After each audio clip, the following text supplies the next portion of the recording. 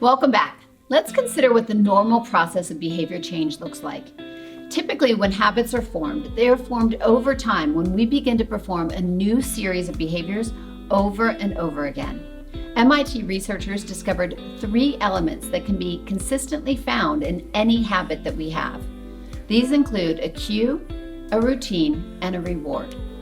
This concept is described in the book The Power of Habit by Charles Duhigg. In his book Atomic Habits, James Clear took this concept and went on to expand it to include one additional element. That's the craving. It's this description of behavior and habit loops that I'd like to use to define how we work to build new habits.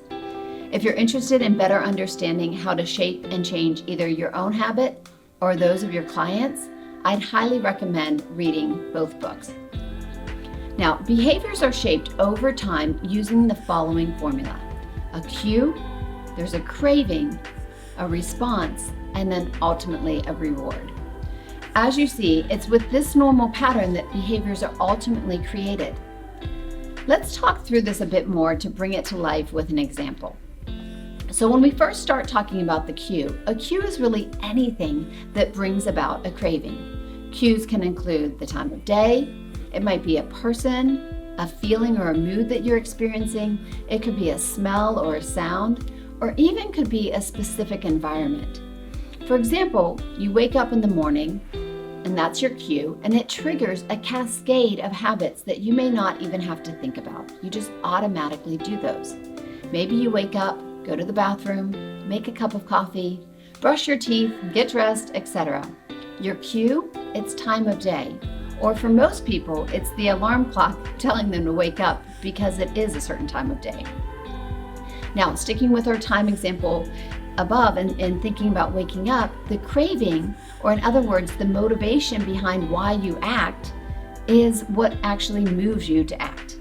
So you aren't necessarily motivated to brush your teeth in the morning, but you really are motivated by the feeling that having a clean mouth and a fresh breath would give you.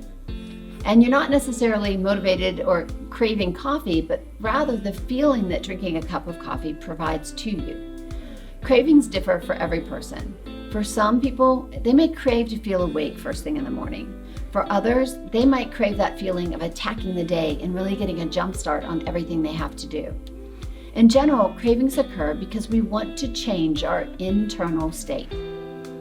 Then we have the response. Now, this is the actual habit that you perform. So you do something. You brush your teeth, you drink the coffee, you go to the bathroom. For example, if we're thinking about what we typically do in the morning. Think about what your normal response is to the cue in the morning of waking up and what craving you're actually feeling. Also consider how many responses are possible. So when we consider that there might be 100 people, they might have 100 different responses to hearing the alarm go off.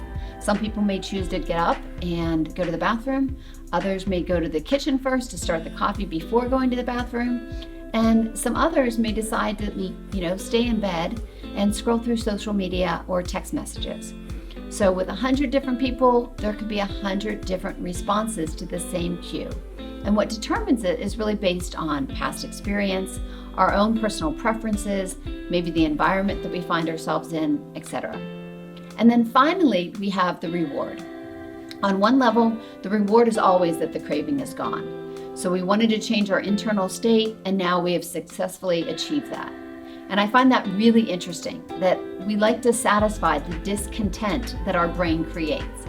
On the one hand, the brain is hardwired to notice rewards, though, from our behavior. So keep in mind, we're always paying close attention to what other rewards and benefits the response has created.